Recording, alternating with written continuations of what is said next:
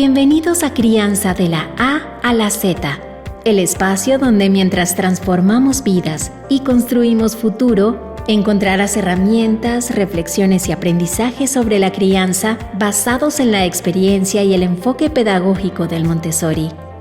Estamos aquí para resolver todas esas preguntas que surgen al ser padres y acompañarte en cada etapa de tu hijo, desde los primeros años hasta la adolescencia.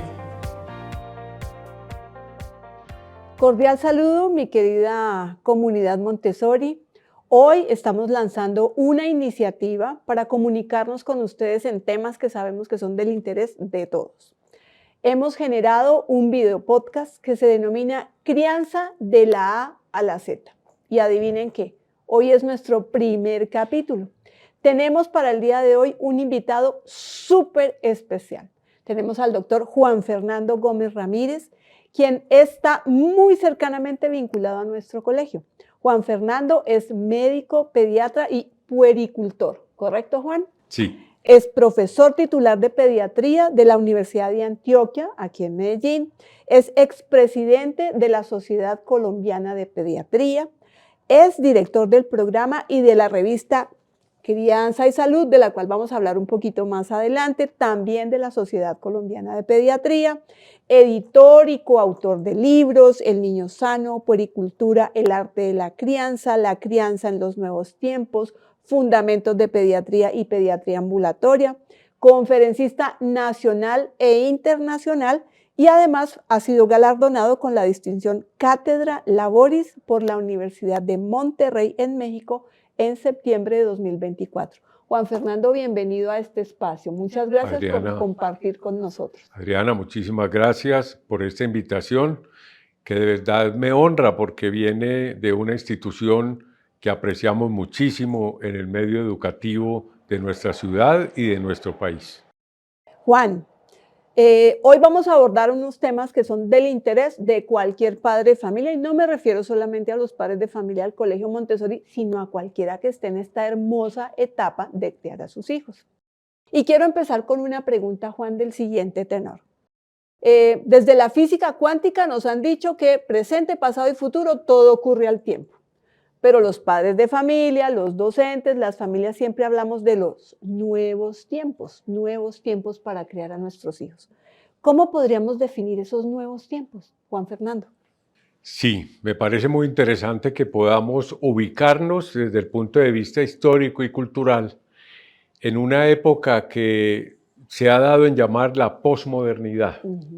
La posmodernidad es una concepción cultural y filosófica que surgió a finales del siglo pasado como una especie de contracultura frente a la modernidad y que buscaba unos nuevos elementos que ayudaran y de qué manera para el contenido social y todas aquellas cosas que nos permiten vivir la vida, ojalá en las mejores condiciones posibles. Esta posmodernidad llevó a una serie importante de rupturas. En primer lugar, el relativismo, es decir, las verdades absolutas en esta nueva época prácticamente no tienen cabida. Sí, así es, no existen. En segundo lugar, y es algo que ha tenido mucho impacto, es el hecho de la prevalencia del tener sobre el ser, que es algo que si lo relacionamos, por ejemplo, con el consumismo, es una característica importante de estos nuevos tiempos. Y también de manera importante se incluyen también factores como la diferenciación de proyectos de vida. Hoy en día hay una libertad inmensa en la manera de vivir, de enfocar la vida, de apreciarla. Y yo creo que en ese sentido estos nuevos tiempos se han caracterizado por esta serie de características, digámoslo así, que hacen necesario un replanteamiento de la vida familiar, de las relaciones de crianza y de los niños, niñas y adolescentes como sujetos de crianza, habida cuenta de que asistimos a un proceso de reconfiguración, digámoslo así, de todos estos roles que están acompañados necesariamente por el gran desarrollo tecnológico y comunicacional que nos cambió la forma de ser, de trabajar, de vivir y de criar a nuestros hijos y por ende de educarlos. Así es. Juan, frente a esto que me dices, me asalta una pregunta porque son muchos los elementos que están en juego. Hablamos de esa evolución, de ese nuevo pensamiento, de esa relativización, de ese cambio de paradigma de valores, de esos elementos familia, sociedad, niño en etapa de crianza y ahora encima de todo, la tecnología. ¿Podríamos hablar o existe de alguna manera una ecuación para criar entonces a nuestros hijos? Porque lo que busca el ser humano es ordenarse, organizarse, por naturaleza lo hacemos. Pero ¿podríamos hablar de algo como eso? Me encanta esa pregunta y la respuesta yo creo que debe ser tajante, definitivamente no. La crianza de los seres humanos tiene 4 componentes fundamentales. Se basa y de manera muy importante en la tradición cultural, que es el conocimiento que la humanidad ha recogido a lo largo de la historia y que nos ha permitido elementos de crianza que han llevado a un proceso evolutivo que ha sido muy favorable en el contexto global. En segundo lugar, utiliza el sentido común. En tercer lugar, el amor incondicional, que es un referente absoluto y necesario para la crianza. Y por último, algunos conocimientos científicos que hoy en día se agrupan bajo el nombre de la puericultura, que etimológicamente viene de pueros, niño, y cultura, que quiere decir el cultivo, el cuidado de los niños. Pero cada proceso de crianza es un proceso individual. Es decir, cada madre, si tiene varios hijos, debe aproximarse a ese mundo emocional de cada niño y de hecho lo hacen de una manera inteligentísima para establecer con cada uno de ellos esa relación reverberante de acompañamiento en la crianza, que es muy importante y que no permite en realidad generalizaciones. Estamos bajo el concepto de que cada ser humano es único e irrepetible y si bien todo discurso de crianza tiene una serie de patrones, de mojones conceptuales que son casi que universales, como por ejemplo los valores morales, el amor sin condiciones, todas estas cosas, hay otra serie de elementos que son individuales y que permiten aproximaciones muy profundas en ese proceso inteligente y afectuoso de acompañamiento que llamamos crianza y que hoy en día hemos ampliado el concepto crianza, educación, socialización de cada uno de los sujetos de crianza.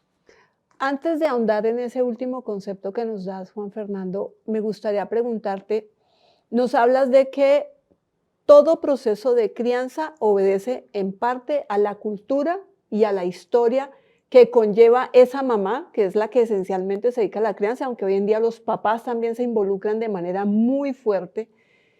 ¿Tú has observado en tu historia como pediatra algún cambio en esas generaciones de niños? ¿Son los niños de hoy en día iguales a los niños de hace 2 o 3 décadas, como cuando yo era niña, hace 3 décadas nada más? Definitivamente no. Es decir, los niños como sujetos de crianza de hace 3 o 4 décadas son niños distintos a los niños de hoy. Y son distintos en parte por el mismo proceso evolutivo, acumulativo y mejorador de su desarrollo, que es bien importante desde el punto de vista biológico, y además por la gran cantidad de oportunidades que le han brindado estos nuevos tiempos, donde la comunicación, el acceso a la información, el acceso a la cultura desde etapas tempranas, permite una ampliación y un desarrollo muy grande, lo que nos hace entender, y en esto debemos ser muy claros, que debemos cambiar muchas metodologías de crianza que fueron útiles hace 30, 40 años y que hoy definitivamente no lo son. Una de ellas, por ejemplo, es que hoy en día se hace necesario el reconocimiento de los niños, niñas y adolescentes como interlocutores válidos en el proceso de la crianza. Sabemos que en la relación adulto-niño es una relación generalmente asimétrica, lo ha sido a lo largo de la historia. Adultocentrista la llaman los expertos. Hoy se plantea una relación más vinculocéntrica entre el adulto y el niño, donde el adulto no va a perder la capacidad de orientación, donde no va a perder el ejercicio de la experiencia que ha adquirido a lo largo de la vida en ese acompañamiento inteligente a los sujetos de crianza, pero donde debe establecer unas relaciones importantes donde el niño tenga participación, donde el niño sea escuchado, porque como dice François Dolto, a veces a los adultos nos parece insoportable que los niños en su condición de niños sean seres humanos iguales a nosotros.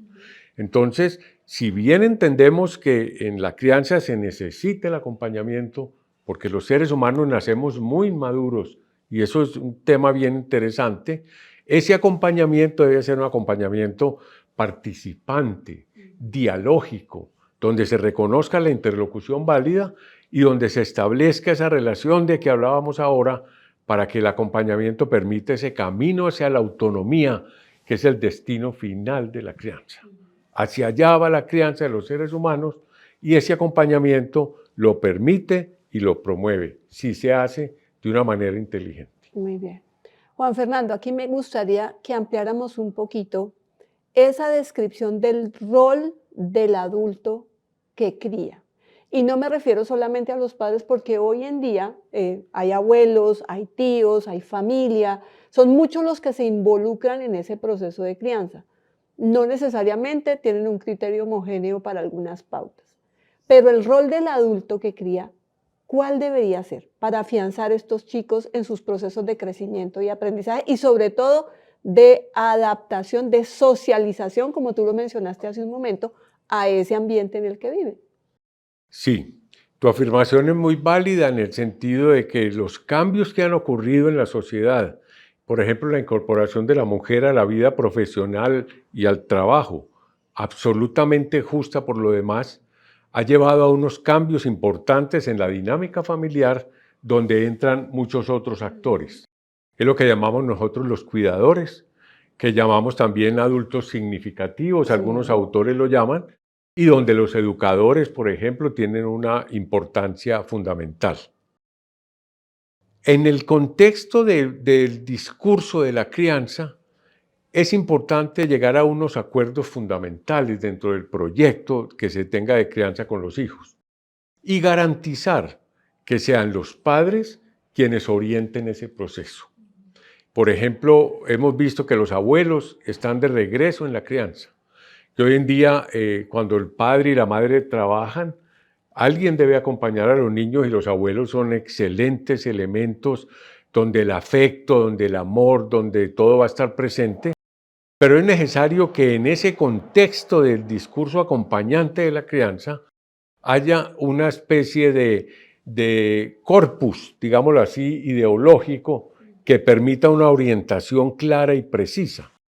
Es decir, si los padres determinan en el contexto disciplinar, por ejemplo, unas normas que ellos consideran fundamentales, esas normas deben ser respetadas por todos los demás acompañantes de la crianza.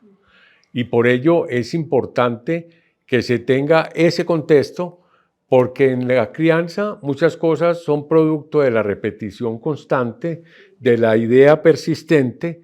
Ahí es donde están los valores, donde está la tradición cultural, donde está la ideología, una cantidad de cosas que el niño va captando desde las fases iniciales del proceso y que van a dar lugar después a su posición frente a la vida, a su enfoque de cómo es el buen vivir y que lleve al resultado final que todos queremos, de que el niño sea un buen ciudadano, una buena persona y un ser humano feliz, ojalá.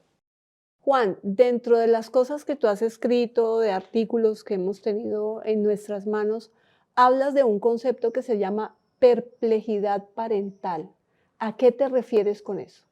Sí, miren que los cambios que han ocurrido en la dinámica familiar y en la crianza han sido cambios muy rápidos. Ha sido una serie de condiciones sobrevinientes de una rapidez inmensa que no ha permitido el desarrollo de respuestas sedimentadas y asertivas frente a esas nuevas situaciones. Porque esas respuestas muchas veces son función del tiempo, del discernimiento, del afrontamiento de diferentes alternativas de manejo y de enfoque, y por ello vemos hoy en día en los padres mucha perplejidad. De verdad que nosotros, pues en nuestro grupo de crianza en la Universidad de Antioquia, en la Sociedad Colombiana de Pediatría, nos hemos desplazado por todo el país haciendo reuniones masivas con padres de familia.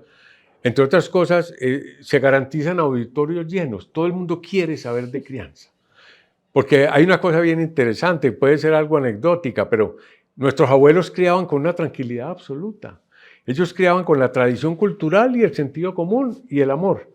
Pero ellos decían, a mí me criaron así, yo he servido para algo, soy una buena persona y voy a criar igual. Correcto. Hoy en día, todo nuevo padre quiere ser mejor que el padre que tuvo. Y ese querer ser mejor determina a veces tensiones, porque se busca la perfección, se busca no equivocarse nunca, es estar en ello, y a veces la dinámica de la crianza se dificulta un poco, porque no nos permitimos equivocarnos. Tenemos muy claro todos, los educadores, ustedes, nosotros los pediatras, que la crianza de los hijos es tal vez la aventura más importante de la vida de un ser humano. Una buena crianza, trascender a través de ellos de la mejor manera posible. Pero a veces la ansiedad y la tensión también hace que en determinados momentos se dificulten una serie de aprestamientos necesarios en la dinámica de la crianza que pueden dificultarla en un momento dado. Entonces, frente a muchas situaciones, uno ve a los padres muy perplejos porque tenemos que reconocer, los niños de hoy son niños mucho más igualados, son niños que en un diálogo son capaces de controvertir muchas cosas, son muy hábiles desde el punto de vista mental y eso es maravilloso, pero eso a veces uno se ve un poco acorralado frente a ciertas situaciones que uno quiere inclusive a veces imponer un poco. Entonces eso a veces determina perplejidad porque no queremos ser intrusivos, ser invasivos en ese proceso que a veces pasa. Hoy en día se habla, por ejemplo, Adriana, de hiperpadres, de padres que son tremendamente pendientes del proceso de crianza, que no generan ese cierto albedrío que los niños necesitan, de equivocarse, de empujar, de que los empujen, cierta gestión de la frustración que es necesarísima en la vida. Y a veces esa presencia tan permanente de los padres dificulta ese camino hacia la autonomía. Los expertos lo han llamado a veces padres helicóptero, sí, porque están como sobrevolando, o padres drones, que están tan pendientes porque no quieren que pase nada. Yo creo que en eso la invitación es a relajarnos un poco, a disminuir un poco la perplejidad, y a ello nos ayuda los conocimientos. Nosotros hemos insistido mucho en que se elaboren discursos de crianza. Ojo, discursos de crianza multiculturales, sí, multiétnicos, muy amplios y donde estén solamente, como dijimos ahora, unos mojones de la crianza de cualquier ser humano en cualquier lugar del mundo, adornado por la cultura y adornado por la multiplicidad de ideas y de proyectos de vida. Porque eso le permite a los padres tener ese ideario inicial y de ahí pueden salir y volver, pero respetando ese ideario, y eso les quita ansiedad y les quita perplejidad. Miren, un abuelo daba una palmada a un niño que había cometido alguna infracción en su comportamiento y no sentía remordimiento porque estaba seguro de que lo estaba haciendo muy bien. Hoy en día, que no se debe dar nunca una palmada porque el castigo físico debe salir del discurso de crianza, pero cuando ocurre el remordimiento dura semanas. Sí. Entonces, miren ustedes, esa es parte como de lo que ocurre. Entonces, ¿qué pasa? ¿Y qué hago yo? Pero este muchacho como está de grosero, como está difícil, esa perplejidad es la que uno ve con mucha frecuencia, y afortunadamente hay muchos elementos que salen de los mismos padres, porque eso es lo bueno de la crianza, que a diferencia de otras disciplinas, no tiene verdades reveladas. En física la verdad es esta, en química es esta, por ahora. En crianza no. En crianza hay situaciones distintas, cambiantes, que todos debemos ir trabajando y donde los padres muchas veces, y lo vemos en los grupos de padres de familia, las respuestas surgen de ellos mismos. Les disminuye la perplejidad y les da más seguridad para que ese acompañamiento lleve a los mejores resultados. Ahorita hablabas un poquito de los padres helicóptero, pero también hemos oído hablar de los padres jardineros y los padres carpinteros. ¿Cómo definirías esos papás? Porque ya sabemos cuáles son los padres helicóptero o dron, pero este otro tipo de padres, ¿cómo los caracterizaríamos? ¿Qué verías de fortaleza en cada uno de ellos? ¿Qué de pronto debe mejorar cada uno de ellos en su rol de papá? Ese concepto que me insinúa me parece muy interesante y surgió de la doctora Alison Gopnik, quien es una investigadora en la Universidad de California, en Berkeley, y escribió un libro. Ella tiene investigaciones propias sobre el desarrollo infantil y escribió un libro precisamente con ese nombre, Padres jardineros o padres carpinteros. Miren, en la crianza tradicional con la que yo fui criado, por ejemplo, hace ya bastantes décadas, los padres fundamentalmente eran padres carpinteros. Es decir, eran padres con un ideario bastante bello, por cierto, un ideario muy sano, basado en el amor, en el afecto, pero donde ellos tenían una idea fija de cómo querían que fueran sus hijos cuando adultos.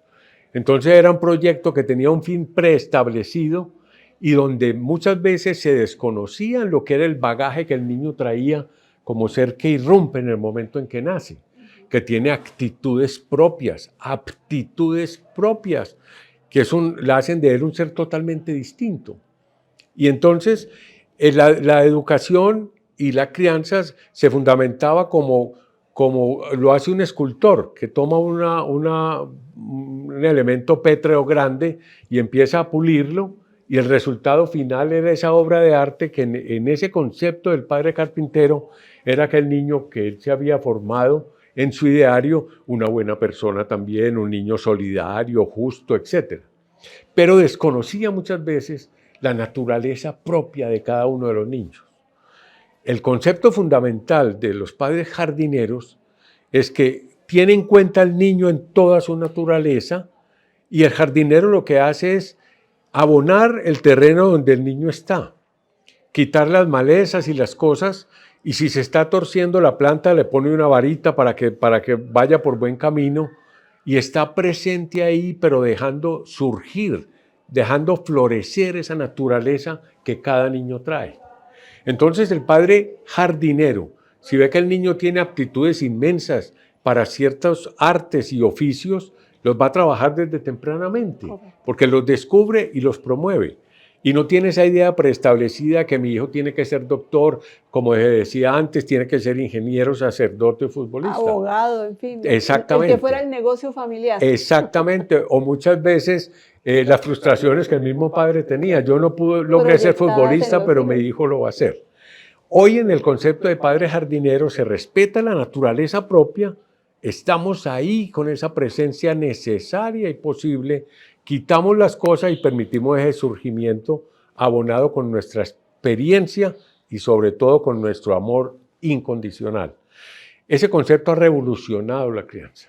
De verdad que en los congresos donde uno asiste y participa, es un concepto bien importante porque respeta la naturaleza individual de cada niño, que al final es el motor de su propio desarrollo. El niño se desarrolla es él, con nuestro acompañamiento. Entonces, reconocer eso hace que el niño marche mejor en el proceso de crianza y que sea una persona afín a sus actitudes y aptitudes, lo cual es determinante para una vida feliz, para una buena vida. Así es. Ese concepto al que te refieres, Juan, es un concepto muy Montessori. Eso es exactamente lo que María Montessori decía. ¿De qué debemos proveer el ambiente de aprendizaje del niño? De un ambiente rico, de un ambiente retador, de un ambiente estructurado, porque ella nunca habló de desestructuración en el aula de clase. Al contrario, la maestra o el guía Montessori, porque así se denominan, estructuran el aula de clase a propósito, dependiendo de las rutas o avenidas del conocimiento que quiere que el niño recorra.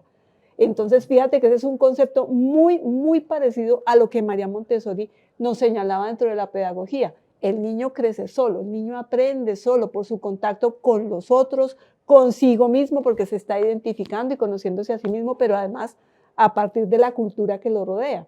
Entonces, qué concepto tan interesante, y mira las coincidencias que hay. Excelente, y de verdad que lo hemos leído también en María Montessori, donde ella luchaba por esa autonomía temprana, Así es. de acuerdo con su naturaleza, con un acompañamiento inteligente. Así que ella es. siempre lo brindó y que promovía que se brindara, pero un dejar ser. Ajá. Es como un dejar ser, es un reconocimiento a cada cual para que florezca, y me parece que es una analogía muy bella.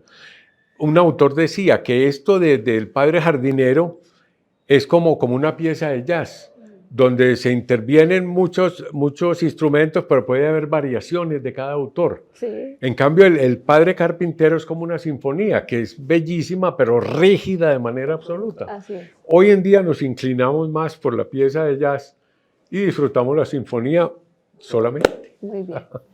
Juan, hablemos un poquito de la importancia de la presencia de los padres en el proceso de crianza de sus hijos. ¿Y cómo lo ves tú desde tu punto de vista de pediatra? Desde el colegio lo vemos muy claro.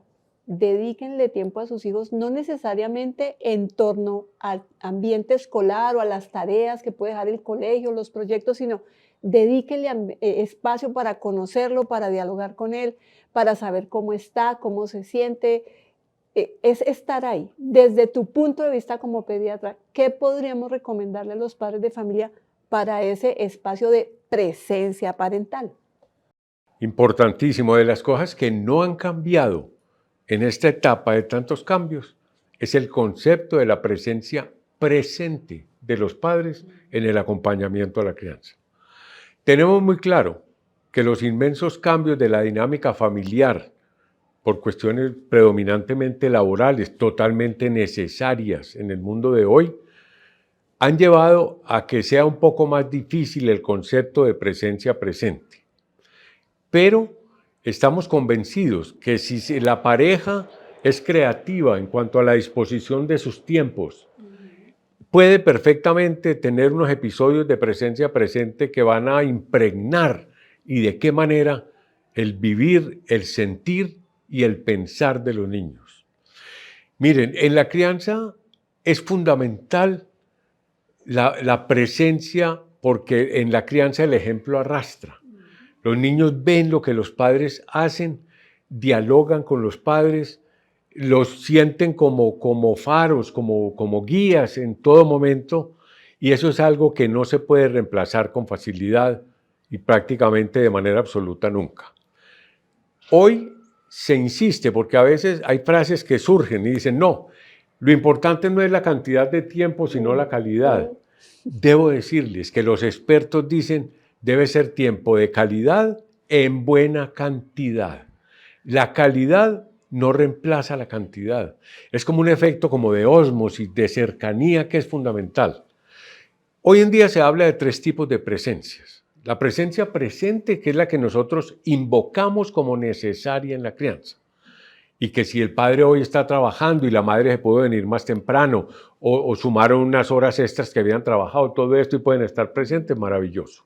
Esa es la presencia presente, participante, interactiva, del padre con los hijos sentado en el suelo, dialogando, jugando, llevando el perro al paseo en la tarde, etc. Hay otra presencia que es presencia ausente, que es aquel padre de bulto que está con el periódico aquí o viendo el partido y que no interviene prácticamente en la dinámica de la casa, del hogar, del día a día. Esa no es deseable en la crianza. Y hay otra que se llama ausencia presente. Cuando no se puede la presencia presente, una de las ventajas de la virtualidad y de los medios de comunicación permite que un padre que, por ejemplo, tiene que desplazarse unos días a otra ciudad a trabajar, puede estar en contacto a través de la virtualidad con sus hijos y establecer, o una madre establecer una presencia, una ausencia presente, pero que de todas maneras acompaña. Pero de verdad que hoy inclusive hay varias publicaciones, hay un libro muy reciente donde se habla de la necesaria presencia de los padres. Eso es bien importante porque los niños han alcanzado inmensos desarrollos en cuanto a adquirir información, etcétera. Pero el desarrollo emocional del niño, donde la presencia de los padres es determinante, sigue la misma secuencia. Hasta ahora es una secuencia a su ritmo, con la inercia propia del desarrollo emocional, donde el acompañamiento es determinante. Juan, hay un tema del que no hemos hablado mucho y es un tema que creo que a muchos nos desborda, y es el tema de la tecnología Y cómo es triste, yo lo puedo decir, cuando sale uno a darse una vuelta en el parque o hay que hacer una vuelta en el centro comercial, y la manera de muchos padres de familia de aquietar o calmar sus niños es entregarles un pedazo de tecnología. Y ni digamos nada sobre la inteligencia artificial, que como te comentaba hace un ratito antes de empezar el podcast, la inteligencia artificial está corriendo 2 kilómetros adelante de nosotros y nosotros vamos detrás de ella tratando de alcanzarla y ella corre más rápido que nosotros, eso es una realidad. ¿Cuál es tu posición frente a ese uso de la tecnología, la crianza? Porque no nos podemos negar a ella. Ahí está, véala, aquí está presente en el micrófono, en el celular, en todas partes está. ¿Cuál es tu posición? ¿Qué le recomendarías a los padres de familia hoy en relación con la tecnología dentro del proceso de crianza de los niños? Es un tema de verdad muy complejo que hoy en día ocupa porcentajes muy altos de los congresos pediátricos, de los congresos psiquiátricos, de los congresos sobre educación alrededor del mundo. Es un hecho y es algo que es claro que la tecnología llegó para quedarse y que es imposible imaginar el mundo de hoy sin la tecnología. Y es claro también que la tecnología tiene inmensas bondades. Todo lo que hemos visto en avances, en comunicación, uno mira, por ejemplo, en medicina, lo que se ha logrado con la tecnología, son cosas de verdad impresionantes que han llevado a mejorar la calidad de vida de mucha gente, el acceso a la salud, a la información, a la cultura, a la educación. Pero en el caso específico de los niños hay muchas cosas que todavía no tenemos claras y que también nos despierta no solo a los padres, sino también a los expertos, inquietudes y a veces tensiones del conocimiento que no tenemos resueltas. Lo que me decías de lo que vemos que ocurre en los sitios sociales, en los restaurantes, en las salas de espera, incluso en los mismos pediatras, cuando un niño empieza a llorar o a molestarse en un determinado momento, instalamos el iPhone y lo ponemos y el niño inmediatamente para. Ese paro inmediato que ocurre es altamente preocupante, porque le está robando al niño toda la conexión con el mundo exterior y lo polariza de una manera inmediata frente a esa realidad virtual que está observando y que va a ocupar toda su atención mientras tengamos el aparato cerca del niño. Entonces, desde el punto de vista emocional, ese enfoque, esa manera de manejar, por ejemplo, una pataleta, un comportamiento inadecuado, una fatiga del niño en un momento dado, determina una ruptura de cualquier otro tipo de comunicación que hace daño desde el punto de vista emocional y desde el punto de vista afectivo. Porque sabemos, por ejemplo, que la expresión de una pataleta en un niño de 18 meses es un hito normal de su desarrollo, que está determinado por el hecho de que la emoción que está sintiendo no es capaz de expresarla con palabras, habida cuenta de que no tiene el lenguaje suficiente para hacerlo. Entonces, es mucho mejor acompañar al niño durante ese proceso, dejarlo quietecito en un sitio donde el niño no se haga daño, estando nosotros presentes, y cuando pase la pataleta poder dialogar con él, porque queda en una situación muy favorable al diálogo después del proceso. Pero si le entregamos inmediatamente un aparato de estos, la pataleta inclusive para. Pero lo que el niño quería expresar en su emoción no se va a lograr, y eso va a ser una sumatoria de cosas reprimidas que no va a contribuir para nada a la salud mental de ese niño. Ya sobre el tema que estoy seguro que si se va a hablar de crianza de la A a la Z en este excelente proyecto del colegio, habrá conferencias completas sobre tecnología e infancia, sobre aparatos electrónicos en niñez, pero hoy en día, por ejemplo, hay un consenso casi universal entre los expertos del mundo en que en menores de 2 años las pantallas no deben tener nada que hacer frente a un niño menor de 2 años. Y a partir de los 2 años, espacios muy limitados desde ahí, porque hay otros elementos fundamentales del desarrollo físico, psíquico y mental y de salud mental, como el juego, como el diálogo, como la observación de la naturaleza, como los momentos de aburrimiento que son bastiones de la creatividad, etcétera, que se van a perder con un contacto virtual y que no le va a hacer ningún favor a los niños porque el contacto íntimo con la virtualidad llegará y en semanas adquirirán todas las habilidades necesarias. Alguien decía, una autora decía, lo ideal es que los niños pasen los primeros años de su vida offline, ojo, offline, para después pasar necesariamente el resto de su vida online. O sea, ¿qué afán hay de conectarnos online con un niño que a veces la mamá dice, doctor, vea, tiene 12 meses y mueve esa pantalla para allá y para acá? No hay afán. Si ese niño puede jugar, si puede mirar un atardecer, si puede perseguir una paloma, si puede meterse a un charco, son cosas maravillosas que lo van a enriquecer. Total. Y después la tecnología le llegará, la asumirá, la disfrutará, la padecerá. Todo llegará en su momento oportuno. Juan Fernando, para ir cerrando esta interesantísima conversación, si tú le pudieras dejar a los padres de familia que nos están observando un consejo vital para la crianza, de todo lo que tú has trabajado en tu experiencia profesional, ¿qué le aconsejarías a un padre de familia de hoy en día? ¿Cuál sería tu más valioso aporte para decirle, no pierdan de vista esto? Yo le diría, tener hijos es lo mejor que ha podido pasar en nuestras vidas. Yo creo que en eso estamos en un acuerdo fundamental.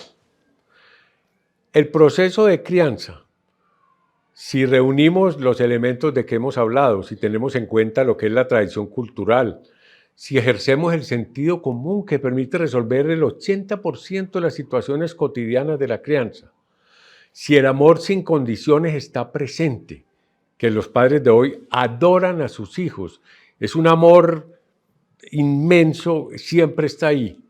Y si cualificamos nuestros conocimientos de una manera tranquila, disfrutante si se quiere, el proceso de la crianza casi siempre marcha y termina bien.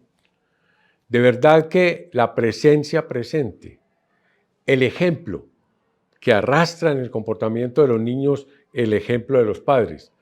Y algo fundamental, disfrutar el proceso de la crianza.